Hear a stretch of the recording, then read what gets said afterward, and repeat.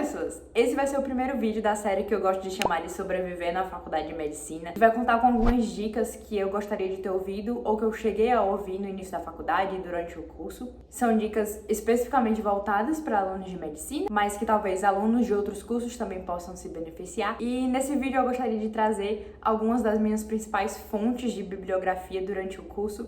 Então eu resolvi separar esse vídeo em 3 partes, de acordo com os ciclos do curso de medicina, o ciclo básico, o ciclo clínico e o internato. Então se sinta à vontade para pular para as partes que mais te interessam. As preferências de bibliografia do ciclo básico variam muito de acordo com o gosto dos professores de cada universidade. Às vezes eles têm uma preferência por uma bibliografia para a prova e outros para estudar para a vida. E sinceramente eu acho que a escolha dos livros de preferência no ciclo básico devem ser aqueles que contemplem as preferências do professor da disciplina, da cadeira ou então do módulo, já que eu acho que o foco principal do ciclo básico é sobreviver a ele, além de entender a ideia geral de alguns conceitos maiores das grandes áreas das ciências da saúde, já que boa parte dos detalhes de bioquímica, farmacologia, microbio, biocel, a gente não vai, no fim das contas, utilizar tanto assim na prática como médico. Então, o meu intuito com essa parte específica do vídeo, voltado para o ciclo básico, é trazer fontes externas, fontes extras de referências que podem ajudar a gente a entender e a sedimentar melhor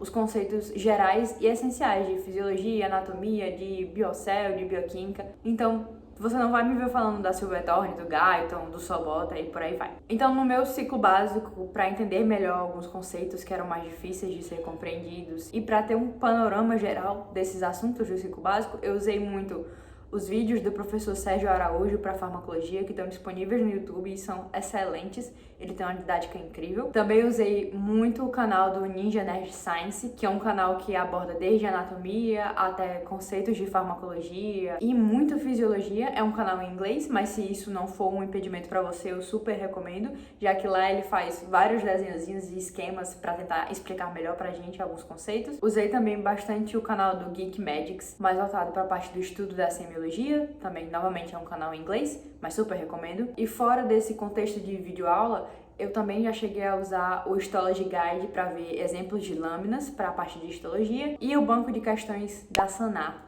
que acredito que seja um dos bancos de questões que abordem temas que são vistos no ciclo básico, o que a gente não vai encontrar muito nesses bancos de questões mais voltados para a parte de residência médica. Já saindo do ciclo básico e entendendo já esses conceitos essenciais das áreas básicas da saúde, a gente entra no ciclo clínico. E nessa época da faculdade, eu acho que, além de já entender como o corpo funciona normalmente em condições ideais e como a semiologia normal de uma pessoa saudável essa é a hora da gente começar a entender grandes síndromes, aprender a construir o nosso raciocínio clínico e a identificar mudanças no padrão normal, no padrão fisiológico do funcionamento do corpo humano. Então, nessa época da faculdade, eu acho que raramente eu pegava um livro de uma especialidade específica, tipo um livro de endocrinologia ou um livro de cardiologia. Eu ia mais para grandes livros que tivessem essa abordagem sindrômica e que me permitissem consolidar melhor um tipo de fluxo para o raciocínio clínico. Então, nessa época, eu usei muito o Medicina de Emergência da USP,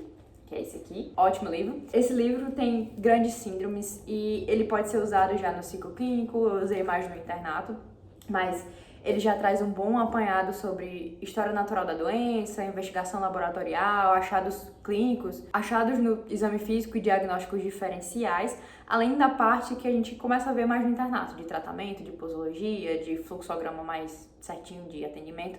Mas além dele, eu também usei o manual de Medicina Interna para o Residente. Esse aqui não é da USP, é da Unifesp. Foi um presente, inclusive eu guardo com muito carinho até hoje. Também muito bom para essa parte de abordagem sindrômica e também para estudar algumas patologias específicas. E ainda falando de livros, mas mais para a versão de PDF, eu também já gostava muito de estudar usando casos clínicos. E aí existem vários livros para poder consolidar melhor o conhecimento por meio de casos clínicos. Tem 100 casos de ECG, semiologia por casos clínicos. Eu acho que esse tipo de livro ajuda muita gente quando a gente está entrando no ciclo clínico e durante todo ele, já que a gente consegue utilizar exemplos da vida real para poder contextualizar melhor as coisas que a gente está estudando. Mas, além desse livro, foi também nessa época que eu descobri o UpToDate e recomendo que desde cedo você já comece a estudar pelo UpToDate, já que lá tem as melhores evidências, as coisas mais atualizadas sobre diversas síndromes e doenças, assim também como grandes revisões do JAMA, que é o Journal of American Medical Association, alguma coisa assim. Grandes revisões sobre achados clínicos e laboratoriais de grandes síndromes. Então eles fazem um apanhado geral sobre sensibilidade, especificidade, valor preditivo positivo e negativo, de achados do exame físico, de achados laboratoriais e a probabilidade daquela sua hipótese diagnóstica ser provável ou não. É bem interessante e eu acho que essa leitura me ajudou muito a desmistificar a ideia de que a fisiologia explica tudo, que a anatomia explica tudo. Então, é uma boa leitura. E especificamente para o estudo de exames de imagem, eu usei muito o Radiopedia, tem diversos exemplos de exames de imagem lá, normais e alterados. E eu acho que é uma excelente fonte pra gente treinar melhor o olho para os exames de imagem. E agora no internato, essa etapa do curso em que eu ainda estou e estou lutando bravamente para sair dela, eu continuei usando, como eu falei, o livro de medicina de emergência da USP. Claro que ele não vai abordar outras partes da medicina, como o tratamento ambulatorial de algumas doenças, mas ele serve muito para consolidar conhecimento de grandes emergências, coisa que a gente vai ver no nosso dia a dia como médicos generalistas ou como especialistas futuramente. E esse livro, junto com o Up to Date, são meus principais recursos no arsenal de estudo para decisão terapêutica, para manejo, para conduta, para investigação de passo a passo de algumas doenças. E saindo do contexto de medicina de emergência e entrando na parte mais ambulatorial, eu gostava muito também dos artigos do New England Medical Journal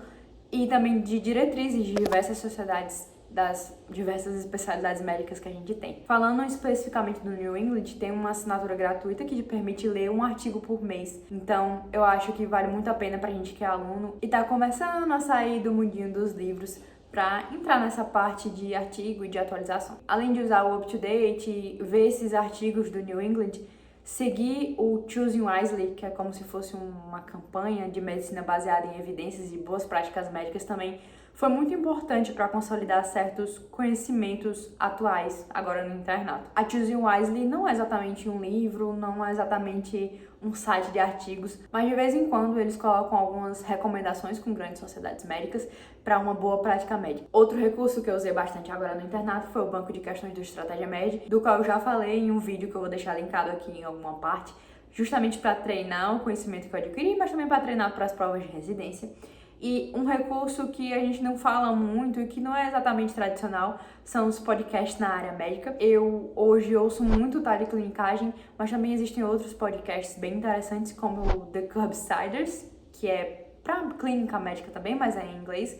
Existem outros, tipo o Papo de Cirurgia, tem o Papo de Clínica, tem uns de pediatria, mas eu não conheço muitos na verdade, eu só já ouvi falar. Inclusive, se você conhece algum podcast que não seja o Teleclinicagem nem o Curbsiders, deixa sua indicação nos comentários, porque eu gosto muito de ouvir podcast, principalmente durante o deslocamento, indo para um estágio, ou então quando a gente tá, sei lá, fazendo as coisas de casa. Então foi isso, eu espero que alguma dessas dicas de bibliografia sejam úteis para alguém por aí. E se você tem outras dicas, deixa nos comentários também. Obrigada por assistir e eu te espero no próximo vídeo dessa série de Sobreviver na Faculdade de Medicina.